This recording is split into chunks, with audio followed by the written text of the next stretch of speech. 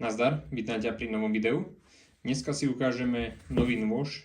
Jedná sa o model Rhino XL, čo je najväčší model. Vyrobený je zo 4 mm ocele N690, kalenej na 60 stupňov Rockwella, s povrchovou úpravou stonewash, s tým, že povrch čepele sú vlastne hrubé stopy po brúsnom páse. Zakončené je to na brúsnom páse zranitosti 60, následne vyleptané v chloride železitom a vypraté v kameňoch, čím vznikne tento drsný povrch. Celková dĺžka noža od špičky po rod na pätke je 28,5 cm a čepel od špičky po začiatok rúčky má 16,3 cm.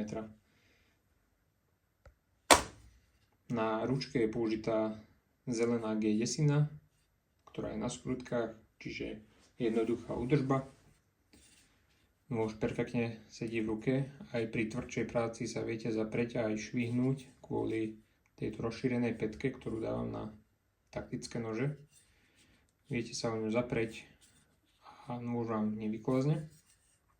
Na pätke noža máme kalený rod, ktorý slúži na rozbíjanie skla a tvrdých predmetov.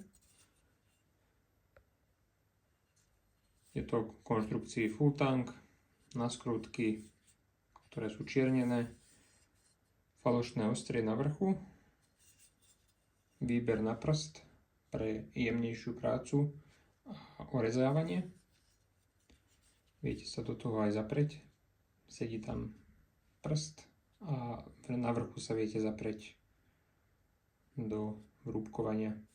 Prvé vrúbkovanie máte na normálne držanie a druhé máte na druhé držanie. K nožu je aj kidexové púzdro, vyrobené z kidexu 2 mm vo farbe OD Green a zákazník tam bude mať vlastne kožené pásiky na MOL systém, ktoré sa jednoducho odskrutkujú z tejto strany, zasunú sa do MOL systému, otočia sa skrutky a z druhej strany sa zaskrutkujú. Nôž v púzdre perfektne drží a cvaká bez akejkoľvek vôle, jednoducho sa vytlačí.